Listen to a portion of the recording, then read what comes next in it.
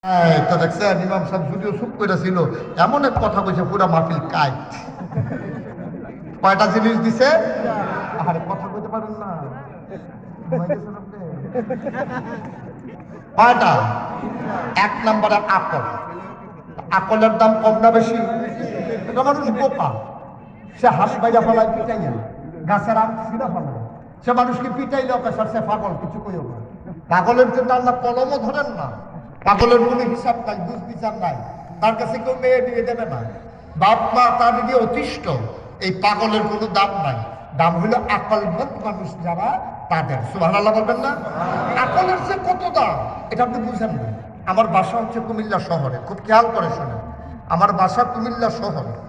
আপনারা আমার ওয়াজ ইউটিউবে কে কে শুনেন একটু হাত উঠেন তো দেখি। ও বাবা, আমি সারা দেখি সবাই শুনে হাত নাম, তাহলে বুঝে গেল আপনারা সব আমার কথা বুঝেন না, নাকি অনুবাদ করা লাগে আমার কথা? বুঝেন তো না? আমার ঢাকা কুমিল্লা শহরে আমার বাসা। আকলের কত দাম দেখেন। আমার বাসা কুমিল্লা শহরে, আমার বাসার পাশে যে মসজিদ, আমি যখন কুমিল্লাতে থাকি ওই মসজিদে আমি নামাজ পড়ি। তা আমার ওই মসজিদের সামনে কিছু ভিক্ষুক বসা থাকে, পার্মানেন্ট ভিক্ষুক দেখবেন মসজিদ, শহরের মসজিদগুলোতে আছে। এটা আমার জায়গা পার্মানেন্ট করা, এর জায়গায় আবার অন্য কেউ বসতে পারে, এটাই অনেক জায়গায় মারামারি হয়েছে। তো এই ভিক্ষুক যখন বসে রয়েছে, তো একটা ভিক্ষুকের সাথে আমার খুব খাতির। তার বিপদ আপদে, সমস্যায়, চিকিৎসায় আমাকে যখন জানায়, আমি চেষ্টা করি কিছু কিছু দেওয়ার জন্য। তো এই ভিক্ষুক, আমার এক বন্ধু একদিন আমাকে ফোন দিয়া বলে যে, দোস্ত আমি তোমার সাথে একটু জরুরি কথা আছে, আমি কুমিল্লা আসতে চাই, কোথায় দেখা করব? তাই বললাম যে ওই যে মসজিদ আমি নামাজ পড়ি, ওইখানে তুমি আয়সা জুহরের নামাজ পড়ো, আমিও পড়বো, দুই বন্ধুর কথা হবে ইনশাআল্লাহ। এই কথা বললা যখন আমি মসজিদে গেছি, নামাজ শেষ হয়েছে, বন্ধুর সাথে কথা বলতে বলতে আমি মসজিদের সামনে দিয়ে বের হয়ে গেছি। ওই ভিক্ষুকের কথা আমার আর মনে নাই। আমি ভিক্ষুককে এটা এখন তো মাফিক, সেটা বন্ধ করে দেন। হ্যাঁ, আমিন কর, এখন ফার্স্ট লাগুক, এখন তো শোনানোর সময়, অসুবিধা নেই, বলেন আলহামদুলিল্লাহ। আপনার মনোযোগের সাথে শুনতেছেন কথা, গভীর মনোযোগ। তো ভিক্ষুক, আমি তো মসজিদে গেলে কিছু না কিছু ওরে দেই, কিন্তু আজকে যে বন্ধুর সাথে কথা বলতে বলতে বেরিয়ে গেছি, ভিক্ষুকের কথা আমার আর মনে নেই। তো ভিক্ষুকদের কিন্তু জ্ঞান খুব তীক্ষ্ণ। আমি যে বের হয়ে যাইতেছি, আমার কথা শুনছে, ওরে যখন পার হয়ে গেছি, ও আমার ডাক দিয়া বলতেছে, হুজুর চলে যেতেছেন? আমি আরে না, আইতে আসছি। আমি আবার ফিরা গিয়া আমার বন্ধুকে বললাম, এই যে ভিক্ষুকটা চোখে দেখে না, কিন্তু তার আকল সাংঘাতিক। কারণ শুধু চোখেই দেখে না, তার আবার কিসের আকল লাগবে এখনই টের পাই না। আমি পকেট থেকে একটা 10 টাকার নোট বের করে ভিক্ষুকের হাতে দিয়া বললাম, আজকে মনটা খুব ভালো, এই জন্য তোমার 100 টাকার নোট দিছি। কত কথা বলা দেখি, কয় টাকা? আমার কথা বুঝেন না আপনারা? দিছি 10, বলছি কত? 100। যখন ভিক্ষুক এই কথা বলছি, ভিক্ষুক টাকাটা হাতে নিয়া আস্তে করে কি জানি ধইরা আমার দিকে তাকাইয়া কইতে আছে, শয়তানি করেন? কি শয়তানি? 10 টিকা।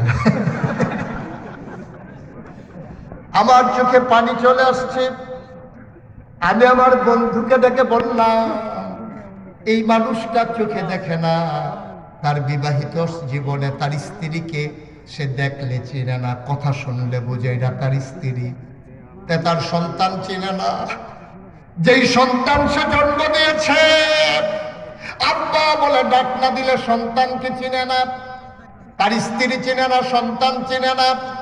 সুন্দর পৃথিবী একটা নজর সে দেখতে পারে নাই, কিন্তু আল্লাহ কত বড় আকল তাকে দিয়েছে, টাকার কোনাটায় ধরে বলে দিতে পারে 10 টাকা না 100 টাকা। বলেন সুবহানাল্লাহ।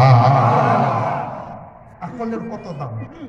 আকল কত দাম আকলের! সে ধরেই বুঝতে পারছে এটা 10 টাকা না 100 টাকা। সুবহানাল্লাহ বলবেন না? এই আকল আল্লাহ মুমিন মুসলমানদেরকে দান করেছেন, কাফেরদেরকেও দিয়েছেন। যারা আকলটাকে দ্বীনের পথে কাজে লাগাইছে, আল্লাহ বলছেন ওরা হলো বুদ্ধিমান। আর যারা কাজে লাগায় নাই, উলাইকা কালালাম বাল হুম আদাল, ওরা জানোয়ার, ওরা জানোয়ারের চাইতে আরো নিকৃষ্ট। ঠিক কিনা? তাহলে আমরা কি বোকা না বুদ্ধিমান? আমরা দিন চিনেছি, আমাদের হয়তো টাকা নাই, আমরা সফলতা, আমরা বুদ্ধিমান, আমরা আল্লাহওয়ালা, আমরা জান্নাতের ওয়ারিস। সুবহানাল্লাহ বলবেন না? শুধু আমরা অনেক দামি মানুষ।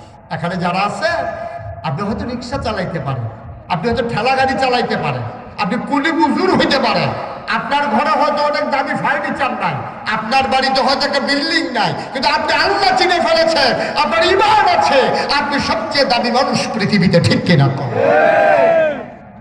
আল্লাহ কোরআনুল কারীমে 18 পারায় প্রথম সূরা সূরা মুমিনুন আল্লাহ বলছেন কাদ আফলাহাল মুমিনুন, মুমিন যারা তাই সফল কাম। এখানে টাকাওয়ালার কথা বলা হয় নাই, বাড়িওয়ালার কথা বলা হয় নাই, গাড়িওয়ালার কথা বলা হয় নাই, অধিক সন্তান যার তার কথা বলা হয় নাই। আল্লাহ বলছেন সফল কাম ওরা যারা ঈমানওয়ালা। বলেন সুবহানাল্লাহ। ঈমানের বড় দাম। আমরা যারা ঈমানদার, আমাদের জন্য হচ্ছে যে সফল কাম আমরা।